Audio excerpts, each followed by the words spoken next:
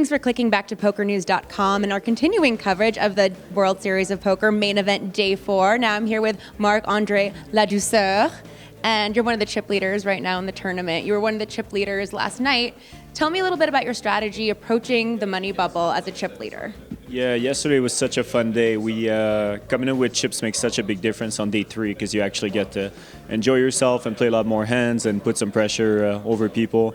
So especially, I lived the opposite last year where I was kind of short in chips and came in and almost like folded into the money. Where this year, enough to jump up to number 1 in chip count at some point and then closed it top 10. So good day. Can you tell me a little bit, maybe like a bluff you made yesterday?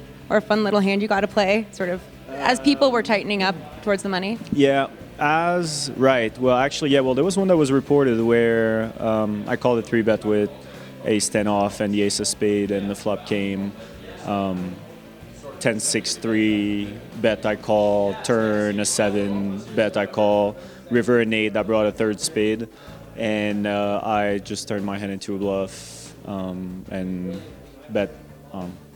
bet like 70%, and then he tanked and folded.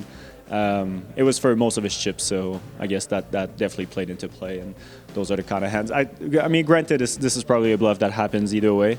How do they know? Did you show? I did show. Yeah, I did show. I showed the ace, and then everybody was like, what's the other one? And I showed the offsuit 10, so. But no, it's, it's most fun time of the year being in here. I think we're 600 left, and you can feel the energy in the room. It's really cool. And people are getting rowdy last night, like drinking and being a little crazier than normal.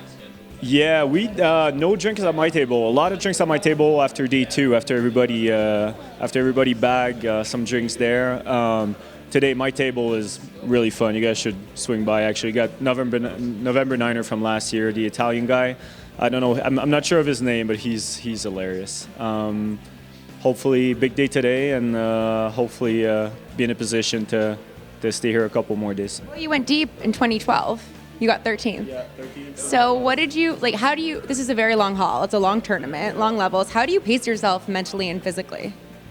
If there's one thing I learned when the day's over, I just go home and try to relax and try to sleep. I kind of put that off in 2012 until like day 6, day 7, and I was exhausted by then. So not gonna do it this way this year. Hope you make it to the end of the day and get to bed early. And stay tuned to PokerNews.com to find out how far this guy goes.